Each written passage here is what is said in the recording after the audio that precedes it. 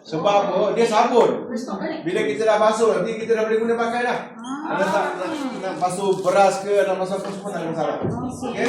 Yang ini macam apa yang saya nak kali? Yang pertama yang perempuan bawa balik rumah. Sampai dekat rumah nanti masak air. Sampai mendidih. Buat dia pula jadi. Masukkan air panas tu ke dalam ni. Larutkan sabun yang ada dekat dinding tu. Bila dah larut tu, pergi ambil kain buruh yang lap dapur rumah perempuan tu. Rendam. Masukkan dalam. Biarkan dia semalaman. Besok pagi kan semua minyak tu tanggal. Tak boleh basuh kan? Jangan basuh. Kalau basuh rugilah. Jadi buat dekat rumah. Kalau sekiranya ada telekor yang dalam hari tu yang dah lama tu, ni air ni kena ambil dua kali ganda air panas. Dua kali. Kalau untuk baju.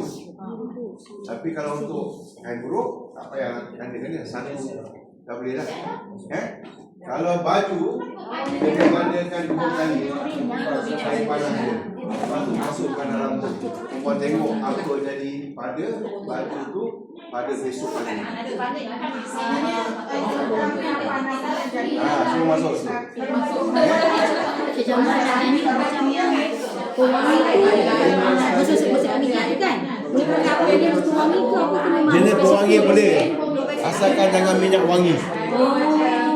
Wangi saja. Asalkan jangan minyak wangi. Jadi nak beli mana? Sebab tu saya suruh tambah air. Kalau sukatan yang sedia ada, maksudnya baju kita tu memang akan terjejas. Kuat dan kuat. Sebab kuasa menyertai dia sangat kuat. Okey, bila besok pagi ni perempuan nak bilas dia, perempuan tak boleh sentuh terus tangan itu kain.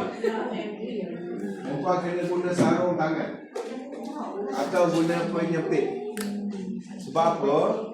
Sebab tempoh matang dia belum selesai lagi. Jadi kalau kita sentuh, perempuan tersentuh, cepat-cepat basuh tangan. Sebab klorok, kalau perempuan sentuh jadi apa kata? Sama. Jadi perempuan basuh di tangan, nanti dia normal balik lah. Okey? Anda katalah yang ni saya dah letak air panas, lepas tu dia dah sejuk, lepas tu saya simpan untuk kena cucian kulit. Macam mana nak masuk? Dah sejuk. Letak. Dia kalau kita simpan, dia tak ada masalah. Tapi kalau kita gunakan dia, kita tetap kena guna sarung tangan. Kita tak boleh guna dia macam tu, direct pada kulit kita. Dah hasilkan lah.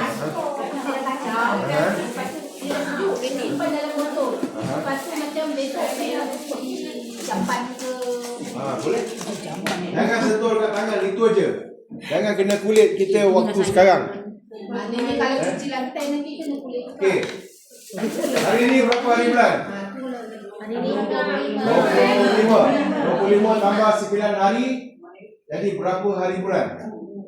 25, 26, 27, 28, 9, 10, Yang ikat di sini. Hari ni satu. Hari ni 25, 26, 28, 9, 20. 1, 2, 3, 4. Okey, 4 hari bulan 7. Sabun perempuan ni baru matang. Baru matang maksudnya perempuan lepas tu guna dia tak perlu guna sarung tangan kan. Masuk. Hari ni Senang sama bahan. jangan guna dia sebelum tarik sport. Kalau guna nanti perempuan tangan dia ada gata-gatanya. Awak mana lah aku nak simpan. Kita tu simpan apa? Kamu. Tapi kalau simpan dalam botol dan pakai untuk jalan perlu dia. Jangan